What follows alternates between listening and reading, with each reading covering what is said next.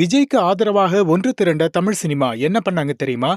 ஜனநாயகன் படம் ரிலீஸ் ஆகும்னு வெயிட் பண்ணி ஏமாந்தது ரசிகர்கள் மட்டும் இல்ல, சினிமா பிரபலங்களும் தான். அந்த வகையில விஜயோட கடைசி படம்னு சொல்லப்படுற ஜனநாயகன் படம் வசூல்ல மிகப்பெரிய சாதனை படைக்கும்னு எதிர்பார்த்ததோட, பராசக்தி படத்தை பீட் பண்ணும்னு பேசப்பட்டுச்சு. சோ இந்த படம் விஜயோட மிகப்பெரிய ஃபேர்வெல் ட்ரீட்டா இருக்கும்னு எதிர்பார்க்கப்பட்டுச்சு. ஆனா சென்சார் விவகாரம் தொடர்பா படத்தோட ரிலீஸ் தள்ளி போனதா கொதிச்சு போயிருக்காங்க திரைப்பிரபலங்கள்.